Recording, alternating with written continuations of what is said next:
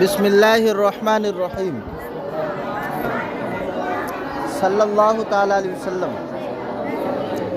گزشتہ سبق میں کتاب اللہ کی دوسری مثال انہوں نے بیان کی۔ فرماتے ہیں جیسے لفظ فرضہ وہاں خاص تھا، اس پہ عمل کرنا واجب تھا، تو وہاں قد علمنا ما فرضنا علیہم فی ازواجہم یہ خاص ہے تقدیر شرعی میں خاص ہے۔ فرماتے ہیں اللہ تعالیٰ کے نزدیک شارع کی جانب سے مہر کی مقدار مقرر ہے، کیونکہ لفظ فرضہ یہ تعیین اور تقدیر کے لیے وضع کیا گیا ہے، لہذا اس پہ عمل کرنا واجب ہے۔ تو اب امام اعظم کے نزدیک چونکہ مہر کی مقدار مقرر ہے، لیکن کتنی ہے یہ مقرر نہیں، تو اس کے لیے بیان چاہیے ہوتا ہے، تو بیان کی دلیل لے کے آئے لا مہر اقل من 10 دراہم۔ سمجھ رہے؟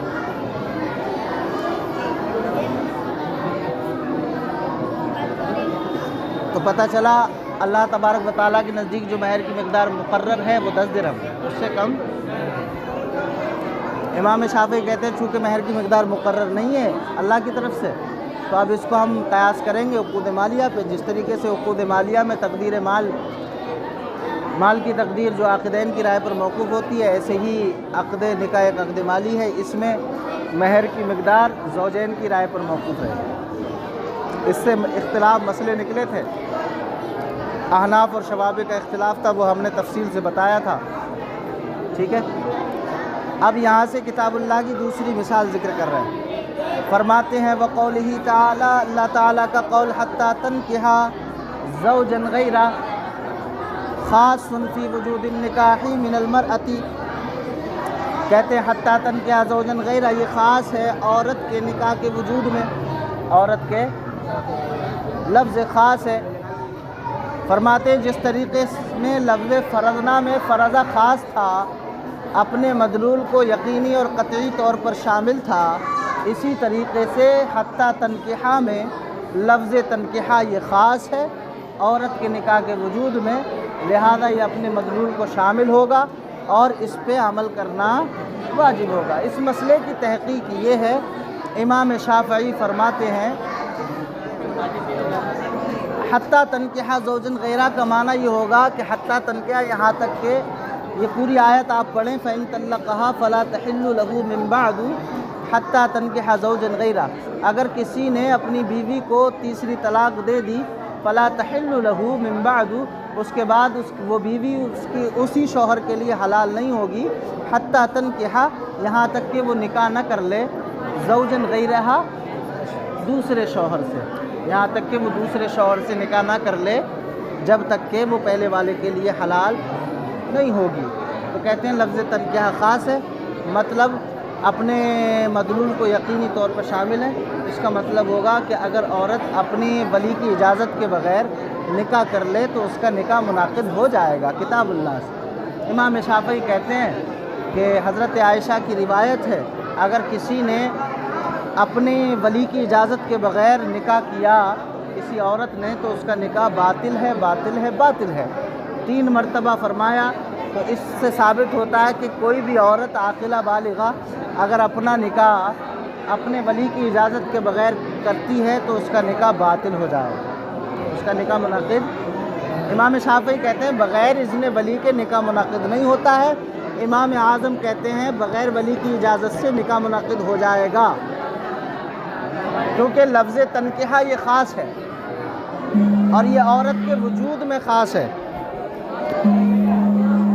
عورت کے وجود میں خاص ہے۔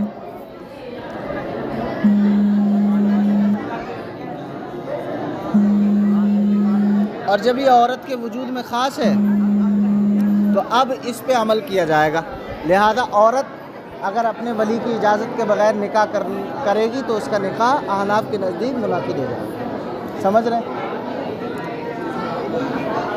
صاحب اصول الشاشی فرماتے ہیں قولہ تعالی، اللہ تعالیٰ کا قول حتی تنکحا زوجا غیرہ یہاں تک کہ وہ نکاح کر لے اپنے دوسرے شوہر سے، خاص یہ خاص ہے فی وجود النکاح من المرأۃ، عورت کے نکاح کے وجود میں خاص ہے، لہٰذا وہ اپنے ولی کی اجازت کے بغیر اگر نکاح کرے گی تو اس کا نکاح ہو جائے گا۔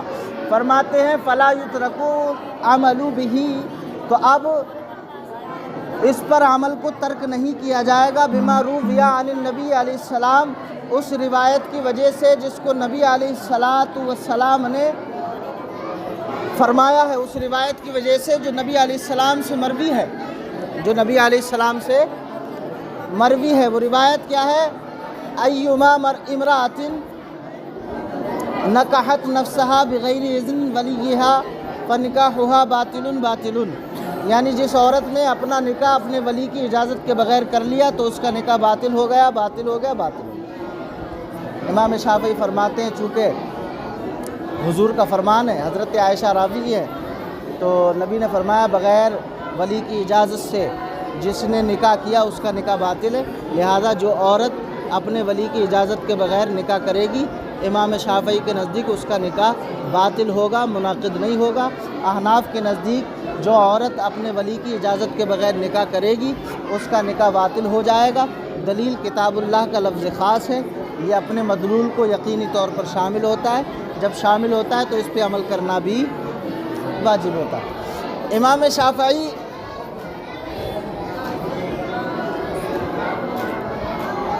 فرماتے ہیں کہ امام شافعی کی تائید ایک حدیث ابو موسیٰ والی بھی کرتی ہے۔ ابو موسیٰ نے فرمایا، کہتے ہیں لا نکاح الا بولی، اس کا نکاح نہیں مگر ولی کی اجازت سے، یعنی جو بغیر ولی کی اجازت سے نکاح کرے اس کا نکاح ابو موسیٰ فرماتے ہیں۔ تو دو دلیلیں ہو گئی امام شافعی کی۔ احناف کہتے ہیں دیکھیے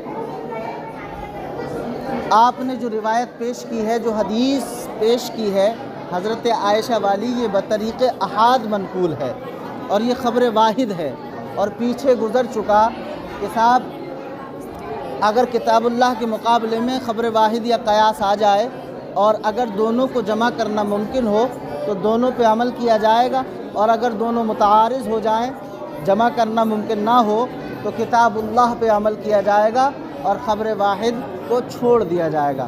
تو یہاں جو آپ روایت لے کے آئیں، آپ جواب دے رہے ہیں یہ خبر واحد ہے اور یہ کتاب اللہ کے مقابلے میں ہے، اور کتاب اللہ کا لفظ خاص کے مقابلے میں ہے۔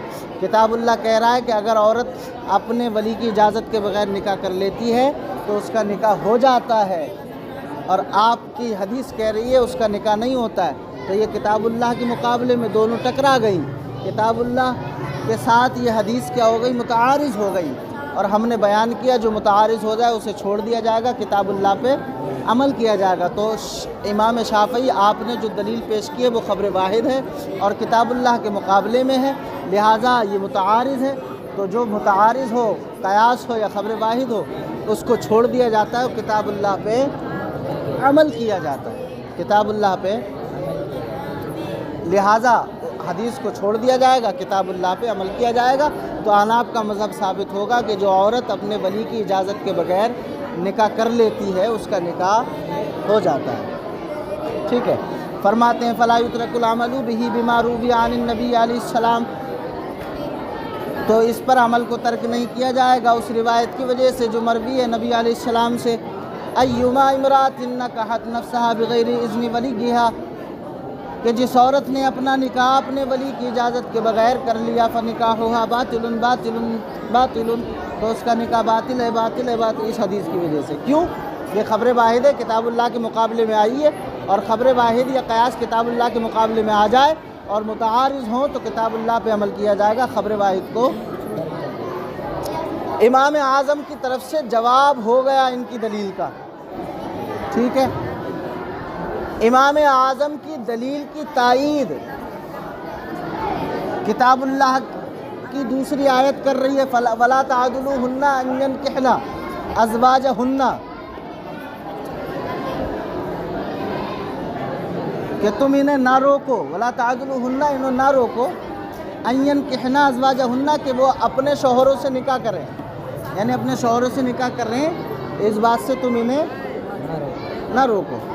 اے والیو، یہ ولی کے بارے میں ہے، ولی مخاطب ہیں، اے عورتوں کے والیو، اگر یہ اپنی مرضی سے نکاح کر لیتی ہیں تو انہیں اس نکاح سے، تو یہ حدیث تاکید کر رہی ہے کہ جو عورت اپنے ولی کی اجازت کے بغیر نکاح کر لیتی ہے اس کا نکاح۔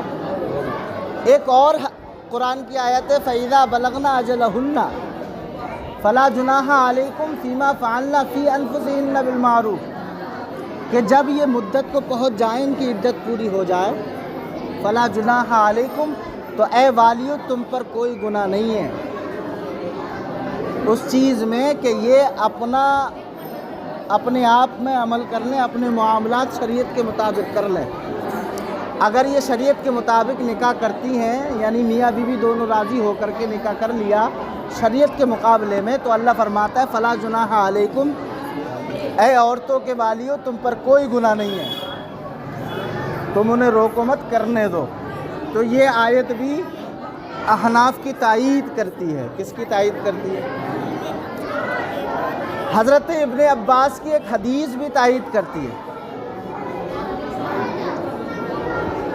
وہ حدیث ہے، حضرت ابن عباس فرماتے ہیں نبی نے فرمایا کہ بیوہ عورت اپنے معاملات میں اپنے نفس کی زیادہ حقدار ہے۔ اپنے معاملات میں ابن عباس والی بنا تو پتہ چلا عورت اپنے نکاح میں زیادہ حقدار ہے، لہذا اگر بغیر ولی کے نکاح کرے گی تو نکاح اس کا ہو جائے گا۔ دوسری حدیث یہ کہ ایک مرتبہ حضرت عائشہ صدیقہ رضی اللہ تعالی عنہ نے اپنے بھائی کی بیٹی یعنی اپنے بھتیجی کا نکاح عبد الرحمن بن ابی بکر کی غیر موجودگی میں نکاح کرا دیا۔ کس نے؟ حضرت عائشہ نے اپنی بھتیجی جو عاقلہ بالغہ تھی اس کا نکاح کرا دیا۔ ولی تھا، اس لڑکی کے ولی جو تھے وہ عبد الرحمن بن ابی بکر تھے، وہ ولی موجود نہیں تھے لیکن حضرت عائشہ نے نکاح کرا دیا۔ وہ آئے اور انہیں یہ نکاح ناپسند تھا، انہیں یہ نکاح ناپسند تھا، پھر بھی انہوں نے کہا ناپسند ہوتے ہوئے کہ اگرچہ مجھے یہ نکاح ناپسند ہے لیکن میں اس کو رد نہیں کروں گا جو میری بہن نے نکاح کیا ہے، میری بہن نے جو نکاح کرایا ہے میں اس کو رد۔ تو یہ حدیث بھی احناف کی تائید کرتی ہے۔ دیکھیں یہاں عورت نے بغیر ولی کی اجازت سے نکاح کیا تو باپ نے ولی نے رد نہیں کیا تو نکاح اس کا منعقد ہو جاتا ہے جو عورت بغیر ولی کی اجازت سے نکاح کرتی ہے۔ تو احناف کے نزدیک اگر کسی نے بغیر ولی کی اجازت سے نکاح کیا تو اس کا نکاح ہو جائے گا۔ شوافی کے نزدیک اگر کسی عورت نے اپنے ولی کی اجازت کے بغیر نکاح کیا تو اس کا نکاح منعقد نہیں ہوگا۔ فرماتے ہیں وَيَتَفَرَّعُ مِنْهُ الْخِلَافُ اب اسی سے اختلاف متفرع ہوگا فی حل الوتی وتی کے حلال ہونے میں، وَلُزُومِ الْمَهْرِ وَالنَّفْقَةِ وَالسُّكْنَةِ اور مہر نفقہ اور سکنا کے لازم ہونے میں اختلاف متفرع ہوگا۔ مثال کے طور پہ کسی نے اپنے بیوی کو تیسری طلاق دے دی، اب اس نے عدت گزار لی، اب وہ اپنے نکاح کی حقدار ہے جس سے چاہے نکاح کر سکتی ہے۔ اب اگر اس نے کسی سے نکاح کر لیا کسی دوسرے سے تو اب امام اعظم کے نزدیک اس نے اپنے ولی کی اجازت کے بغیر نکاح کر لیا تو نکاح ہو جائے گا۔ جب نکاح ہو جائے گا تو امام اعظم کے نزدیک اس عورت سے اس شوہر کے لیے وتی کرنا بھی حلال ہوگا اور شوہر پر مہر نفقہ اور سکنا بھی واجب ہوگا۔ شوہر پر نفقہ اور سکنا بھی واجب ہوگا۔ شوہر پر مہر اور نفقہ کس کے نزدیک؟ امام اعظم کے نزدیک، کیونکہ بغیر ولی کی اجازت سے جب ان کے نزدیک نکاح کیا جائے تو نکاح منعقد ہو جاتا ہے، اور جب نکاح منعقد ہو جاتا ہے تو پھر وتی بھی حلال ہو جاتی ہے اور شوہر پر نفقہ سکنا اور مہر بھی لازم ہو جاتا ہے۔ امام شافعی کہتے ہیں دیکھیں اگر کسی عورت نے اپنے ولی کی اجازت کے بغیر نکاح کر لیا تو اس کا نکاح باطل ہوگا، منعقد نہیں ہوگا۔ امام شافعی دلیل حضرت عائشہ والی روایت ابھی بیان ہوئی کہ کسی عورت نے اپنی ولی کی اجازت کے بغیر نکاح کیا تو نبی نے فرمایا اس کا نکاح باطل ہے۔ امام شافعی کے نزدیک اگر کوئی عورت اپنے ولی کی اجازت کے بغیر نکاح کرتی ہے تو امام شافعی کے نزدیک نکاح منعقد نہیں ہوگا۔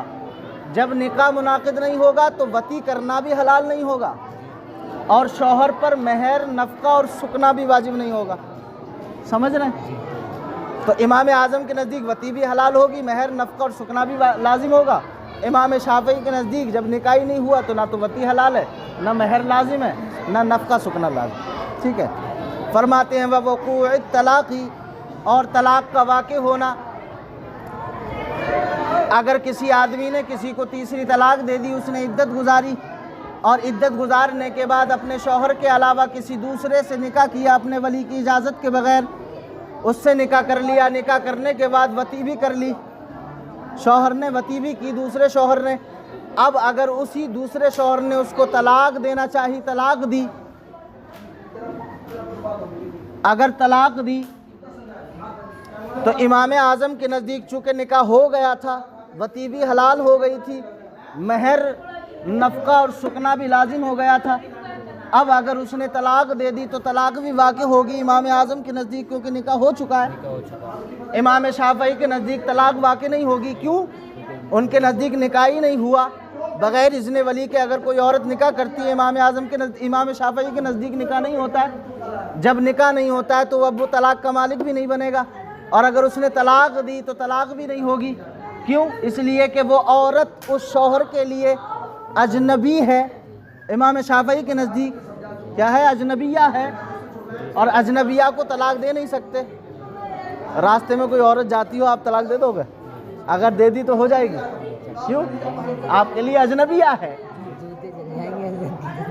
آپ کے لیے، اور اجنبیہ کو طلاق دے نہیں سکتے، اگر دے بھی دی تو طلاق ہوگی نہیں، امام شافعی کہتے ہیں۔ امام اعظم کے نزدیک طلاق واقع ہو جائے گی۔ کہہ رہے ہیں وَالنِّکَاحُ بَعْدَ الطَّلَاقَاتِ الثَّلَاثِ، اور 3 طلاقوں کے بعد نکاح کرنا، امام اعظم کے نزدیک 3 طلاقوں کے بعد نکاح ہو جائے گا۔ امام شافعی کہتے ہیں 3 طلاقوں کے بعد نکاح نہیں ہوگا، کیوں؟ اس عورت نے اپنے ولی کی اجازت کے بغیر نکاح کیا ہے، اور جو عورت اپنے ولی کی اجازت کے بغیر نکاح کرتی ہے، امام شافعی کے نزدیک نکاح ہی نہیں ہوتا۔ اب جب نکاح نہیں ہوا، پھر اس شوہر نے 3 طلاقیں دے دی تو طلاقیں بھی واقع نہیں ہوں گی، اور جب طلاقیں واقع نہیں ہوں گی تو امام شافعی کے نزدیک وہ عورت دوبارہ نکاح کرے گی تو بغیر حلالے کے امام شافعی کے نزدیک نکاح ہو جائے گا۔ امام شافعی کے نزدیک بغیر حلالے کے 3 طلاقوں کے بعد نکاح ہو جائے گا، کیونکہ 3 طلاقیں واقع جب ہوتی جب وہ پہلے نکاح میں ہوتی، اب اس نے 3 طلاقیں دے دی اور پھر ولی کی اجازت کے ساتھ اس سے نکاح کر لیا، تو اب امام شافعی کے نزدیک بغیر حلالے کے نکاح جائز ہوگا۔ امام اعظم کہتے ہیں چونکہ پہلا نکاح ہو گیا ہے بغیر ولی کی اجازت کے، اب اس نے 3 طلاقیں دے دی تو یہ حرام ہو گئی، اب جب یہ حرام ہو گئی اس کے بعد اگر یہ نکاح کرنا چاہے تو بغیر حلالے کے نکاح نہیں ہوگا امام اعظم کے نزدیک۔ امام اعظم کے نزدیک بغیر حلالے کے نکاح نہیں ہوگا، لیکن امام شافعی کے نزدیک بغیر حلالے کے فرماتے ہیں وَالنِّکَاحُ بَعْدَ الطَّلَاقَاتِ الثَّلَاثِ، اور 3 طلاقوں کے بعد نکاح کے حلال ہونے میں اختلاف متفرع ہوگا، یعنی امام اعظم کے نزدیک بغیر حلالے کے 3 طلاقوں کے بعد نکاح جائز نہیں ہوگا، امام شافعی کے نزدیک بغیر حلالے کے 3 طلاقوں کے بعد نکاح جائز ہوگا۔ فرماتے ہیں عَلَى مَا ذَهَبَ إِلَيْهِ قُدَمَاءُ أَصْحَابِهِ، جیسا کہ متقدمین شوافع کا مذہب ہے، جیسا کہ متقدمین شوافع کہتے ہیں اگر کسی عورت نے بغیر ولی کی اجازت کے نکاح کیا تو نکاح نہیں ہوگا، پھر اس نے 3 طلاقیں بھی دے دی تو طلاقیں نہیں ہوں، اب اگر وہ ولی کی اجازت کے ساتھ اسی سے نکاح کرنا چاہے تو متقدمین شوافع کے نزدیک وہ نکاح ہو جائے گا بغیر حلالے کے، اور امام اعظم کہتے ہیں نکاح نہیں ہوگا، کیونکہ 3 طلاقیں دے دی اور 3 طلاقوں سے عورت حرام ہو جاتی ہے، جب تک وہ دوسرے سے نکاح نہیں کرے گی جب تک پہلے کے لیے حلال۔ فرماتے ہیں عَلَى مَا ذَهَبَ إِلَيْهِ قُدَمَاءُ أَصْحَابِهِ، یہ متقدمین شوافع کا مذہب ہے، بخلاف ما اختارہ المختارون، بخلاف ما اختارہ المتاخرون منہم، برخلاف اس کے کہ جس کو متاخرین شوافع نے پسند کیا ہے، جس کو متاخرین شوافع نے پسند کیا ہے، یعنی متاخرین شوافع بھی احناف کی طرف گئے، کہ اگر کسی عورت نے اپنے ولی کی اجازت کے بغیر نکاح کر دیا تو متاخرین شوافع کے نزدیک نکاح ہو جائے گا، پھر اس کے ساتھ وطی کرنا بھی حلال ہوگا، مہر نفقہ سکنی بھی لازم ہوگا شوہر پر، سکنا بھی۔ اب اگر اس نے پھر 3 طلاقیں دے دیں تو یہ حلال نہیں رہی، حرام ہو گئی متاخرین شوافع کے نزدیک، اور احناف کا بھی یہی مذہب ہے۔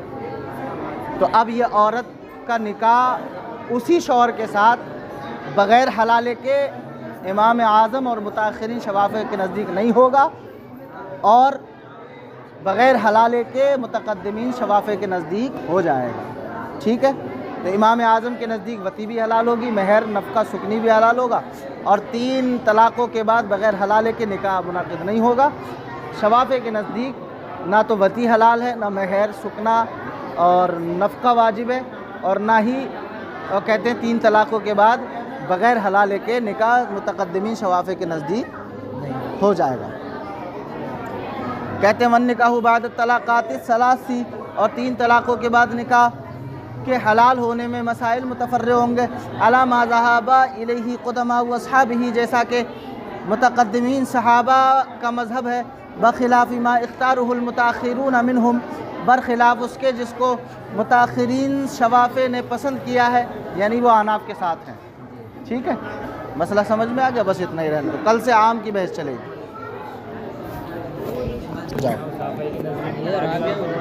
اجازت لینی پڑے گی ولی کی،